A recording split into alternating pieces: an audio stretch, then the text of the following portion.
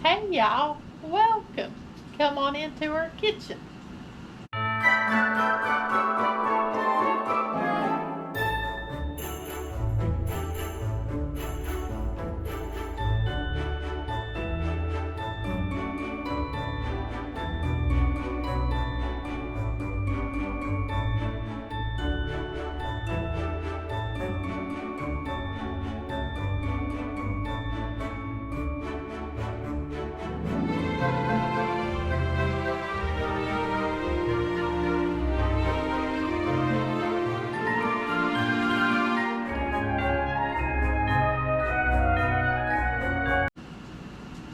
Today I'm going to show you how to make the most tender hamburgers. So we're going to start out with some ground beef. I've just got some 75-25 ground beef. Alright, so we got our meat opened up here. This is the 75-25. And this is going to be for if you want a real tender hamburger just fall apart in your mouth. So you're not going to do any mixing. You're not going to empty this in a bowl and combine a lot of ingredients. This is going to be a simple hamburger. Like I said, that you're going for is a really tender burger. So what I like to do and what I've learned is you literally just go ahead and kind of look at how many burgers you want to make. This is probably going to give me about 6 to 7 burgers. So I go ahead and like space it out. Kind of what I want. Because all you're going to do in here is go in and take your meat. Do not mess with it more than you have to. So literally take your meat and just form it into a ball with your hands. We're going to start out with our balls. So you're just going to set your ball down. Go in with your next one. Literally you're just forming it in your hands. Make a ball, because right now I just want all my balls to be the same. Alright, so now we're getting ready to fry the hamburgers. I've already got my cast iron skillet. If you don't have cast iron, this is fine. You can use a stainless steel skillet, anything that you've got. You do want to go ahead and start preheating it because you want to put a good sear on these hamburgers. So what we're going to do now, I guess some people probably call these a smash burger, but I'm literally going to take the burger in my hands and you're just going to smash it as thin as you can get it, or thin as you want it, I should say. And then you're just going to go around the edges a little bit, pat it to kind of make a circle so they'll hold together. That's it. Make your little indentation in the middle. But that's it. You just want that burger stay like that. If you need to, you can even lay it on a surface to use to flatten it. That's also why I do this pan. Kind of get your little dent in the middle, and then just go around with your hands, your thumb, to circle these out. They'll stick together. That's all you're doing.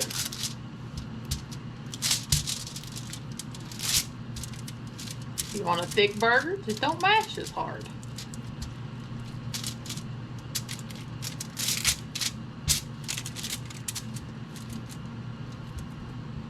See? So in another dish here, I've been sauteing up some onions for our burgers. And I'll post a link to that video so you can see how I've done this. I had a bunch of, well, not a bunch, I had like 3 onions I needed to use up, and I was like, well, I'd like to have some sauteed onions on our burgers. So I'll make sure to post that video in here.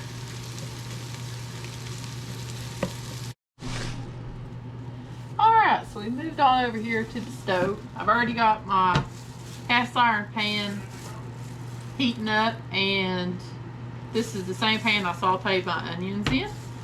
So now we're going to go ahead and put the first batch of hamburgers in that we patted out. Listen to that sizzle. That's what you want.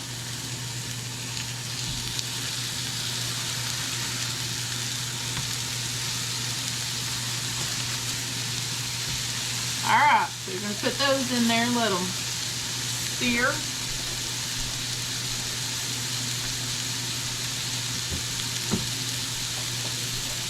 Now what I'm using on these is just some Lowry seasoning salt or whatever brand you have. I go ahead and sprinkle them.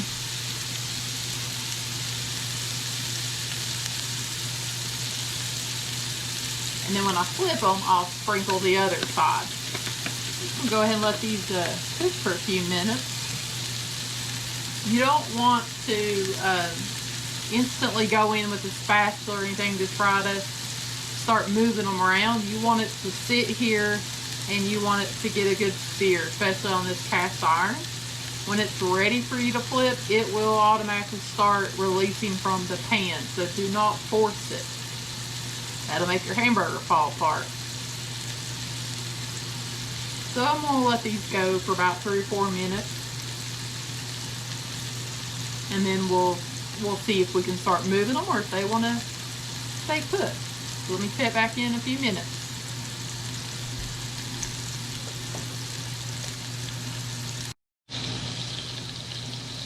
Alright, so it's been about 6-7 minutes. And I've already put my seasoning salt on this side. You may want to go ahead and sprinkle some pepper since the seasoning salt didn't have any. Now we're going to go ahead and see if they're ready to flip. Always look by the edges. If you see the edges starting to get brown, then we're getting close to the time to flip. So it's releasing, so it's wanting you to flip it. Oh, look at that good crust.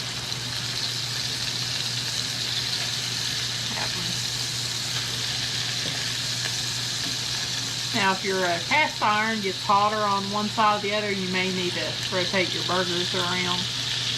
Since this is a big pan, I probably need to rotate them some. Ooh, he's a good one. Always splashes grease, so be careful. There we go. So we're going to let this one go probably about 6 or 7 more minutes so the juices run clear, and then we're going to top them with cheese.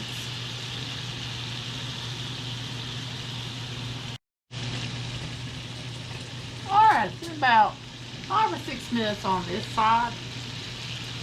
So you want to look for clues. You can start seeing any cracks, if there was any blood or anything like that running out.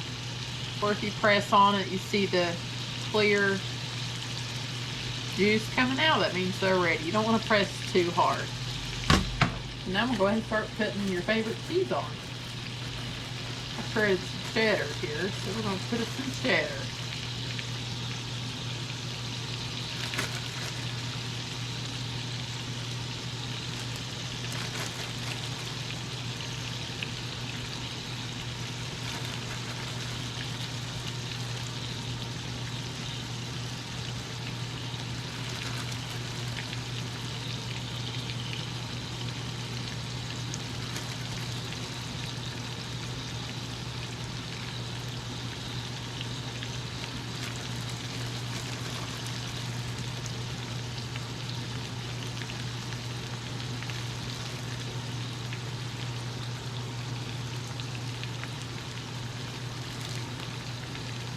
Now you can also put a lid if you had a lid on there to make it melt a little faster, or if you had any full, you put a piece of full on there to help steam it a little bit. I'm trying to use the rest of this cheese up. I don't want to have to. I mean, I guess you can't never have too much cheese on a cheeseburger, can you?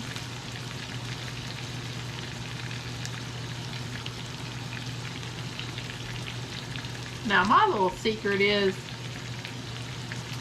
if you get your supper done ready before you're ready to actually eat, I always put my burgers on a plate and put mine in the microwave to kind of help keep them warm. And it also helps finish melting the cheese in there.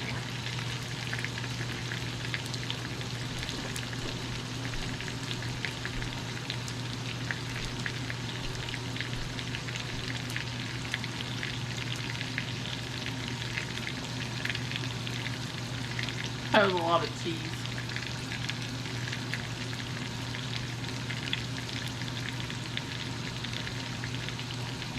Well, look at these good looking burgers. So I'm gonna go ahead and get them out.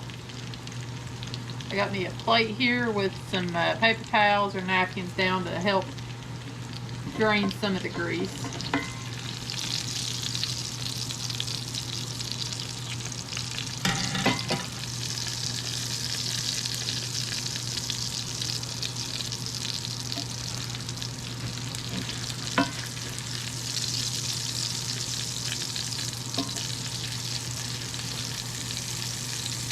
Now you're like, Sherry, that cheese ain't melted. Well, here's my little trick.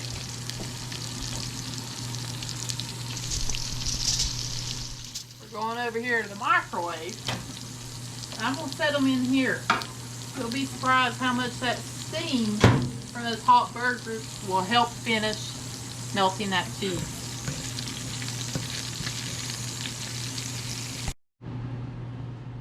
So lastly, I wanted to show you, if you like that toasted bun like you probably get in restaurants, it's very simple. You just want to have you a good dry pan.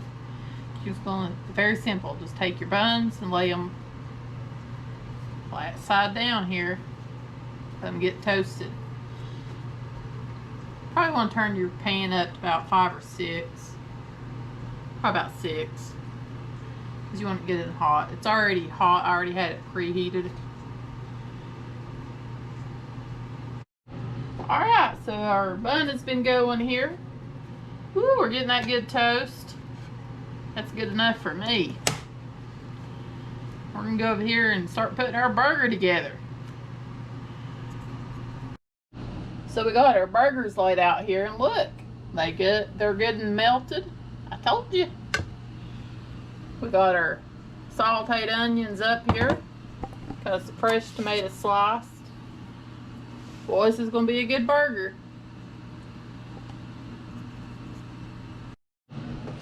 Alright, we got us a burger made. What's on this burger? That is A1 steak sauce and grilled onions. And it looks so delicious I can hardly stand it. Look at this. Look at that. That's going to be, hold on. That's going to be a delicious burger. Woo! Can't wait. Alright, well, you can see how to make a tender, delicious burger. I hope y'all like this video. So make sure to like, comment, and subscribe. Woo woo! So, look at this. Oh. Oh. I'm so excited for this burger.